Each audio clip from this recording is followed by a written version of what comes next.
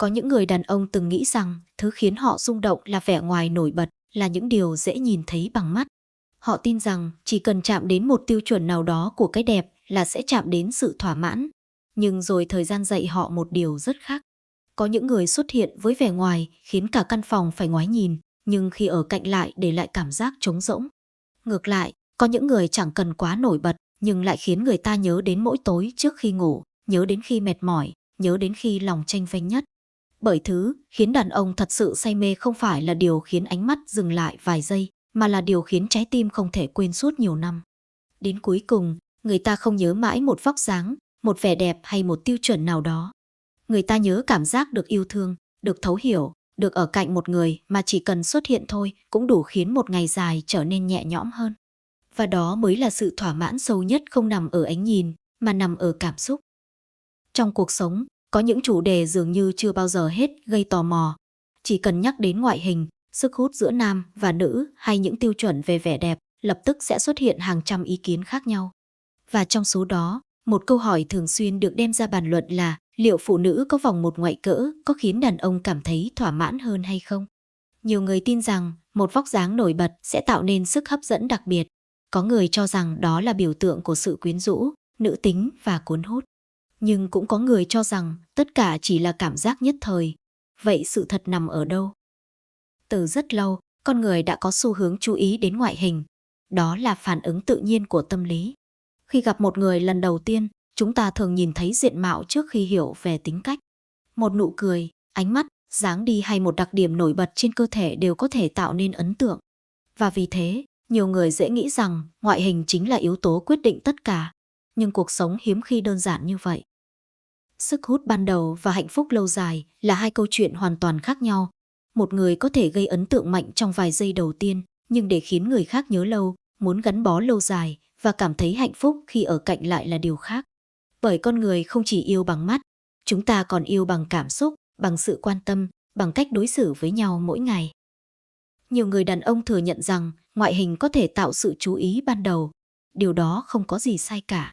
Mỗi người đều có gu riêng. Có người thích sự đầy đặn, có người thích vẻ thanh mảnh, có người lại yêu sự giản dị. Nhưng không có một công thức chung nào áp dụng cho tất cả. Không phải cứ nổi bật hơn là sẽ hấp dẫn hơn với mọi người. Điều đáng nói là xã hội hiện đại đôi khi vô tình tạo ra những tiêu chuẩn khiến nhiều người áp lực. Mạng xã hội tràn ngập hình ảnh chỉnh sửa, những khuôn mẫu sắc đẹp được lặp đi lặp lại, khiến không ít người bắt đầu tự so sánh bản thân. Có người nghĩ rằng mình phải sở hữu một ngoại hình nào đó mới đủ thu hút. Có người cảm thấy tự ti vì mình không giống những hình mẫu được tung hô mỗi ngày. Nhưng sự thật là vẻ đẹp không vận hành theo một khuôn mẫu cố định. Điều hấp dẫn ở một con người đôi khi không nằm ở thứ dễ nhìn thấy nhất. Có những người rất bình thường nhưng lại khiến người khác nhớ mãi. Có những người không sở hữu ngoại hình nổi bật nhưng khi bước vào một căn phòng, họ vẫn khiến người khác chú ý. Vì điều tạo nên sức hút không chỉ là diện mạo, mà còn là thần thái, sự tự tin và cách họ mang lại cảm giác cho những người xung quanh. Đàn ông cũng vậy. Điều khiến họ cảm thấy hạnh phúc không đơn thuần là vẻ ngoài. Rất nhiều người khi còn trẻ có thể bị thu hút mạnh bởi ngoại hình. Nhưng khi trưởng thành hơn, thứ họ tìm kiếm thường thay đổi. Họ bắt đầu trân trọng cảm giác bình yên, sự đồng điệu, những cuộc trò chuyện chân thành và cảm giác được thấu hiểu. Bởi sau tất cả, điều con người nhớ lâu nhất không phải là một đặc điểm ngoại hình. Thứ ở lại thường là cảm xúc. Bạn có thể quên một khuôn mặt đẹp sau một thời gian, nhưng rất khó quên một người từng khiến bạn cảm thấy được quan tâm đúng lúc, được lắng nghe khi mệt mỏi, được ở cạnh mà không cần cố gắng trở thành một ai khác. Có những người sở hữu ngoại hình rất nổi bật nhưng luôn tạo cảm giác xa cách. Cũng có những người không hề cố gắng gây chú ý nhưng lại khiến người khác muốn ở cạnh lâu hơn. Đó là sức mạnh của cảm xúc, thứ không nhìn thấy được nhưng lại tác động mạnh mẽ hơn bất kỳ tiêu chuẩn hình thể nào. Điều đặc biệt là con người thường nhầm lẫn giữa sự tò mò và sự gắn bó. Chúng ta dễ bị thu hút bởi điều nổi bật. Nhưng thứ khiến ta ở lại thường là sự bình yên. Một điều tạo ra sự chú ý chưa chắc tạo ra hạnh phúc lâu dài. Ngoại hình giống như bìa của một cuốn sách. Nó có thể khiến người khác muốn cầm lên. Nhưng nội dung bên trong mới quyết định người ta có muốn đọc tiếp hay không. Trong các mối quan hệ, điều quan trọng hơn cả là sự kết nối. Là cảm giác hai người hiểu nhau, chia sẻ được với nhau và khiến nhau trở thành phiên bản tốt hơn mỗi ngày. Bởi nếu chỉ dựa vào vẻ ngoài, Sự hứng thú có thể đến rất nhanh nhưng cũng biến mất rất nhanh. Rất nhiều người từng trải qua cảm giác này. Ban đầu họ bị thu hút bởi ngoại hình. Họ nghĩ rằng đó chính là mẫu người lý tưởng. Nhưng càng tiếp xúc lâu, họ càng nhận ra điều khiến mình hạnh phúc không phải vẻ ngoài mà là tính cách. Một người biết quan tâm có thể khiến ngày tồi tệ trở nên nhẹ nhàng hơn. Một người biết lắng nghe có thể giúp đối phương cảm thấy được thấu hiểu. Một người mang lại sự an toàn về cảm xúc đôi khi quý giá hơn rất nhiều so với bất kỳ tiêu chuẩn hình thể nào. Bởi con người không chỉ cần sự thu hút, chúng ta còn cần sự đồng hành. Và khi nói đến cảm giác thỏa mãn trong tình yêu, điều đó càng không thể gói gọn trong ngoại hình. Sự hài lòng trong một mối quan hệ đến từ rất nhiều yếu tố, sự tin tưởng, cách cư xử, sự chân thành, sự tôn trọng và cảm giác được là chính mình. Có những cặp đôi không hoàn hảo về ngoại hình nhưng lại hạnh phúc nhiều năm, trong khi có những người sở hữu mọi thứ mà người khác ngưỡng mộ nhưng vẫn cảm thấy trống rỗng. Điều đó cho thấy rằng vẻ đẹp có thể thu hút ánh nhìn, nhưng trái tim lại chọn theo cách khác.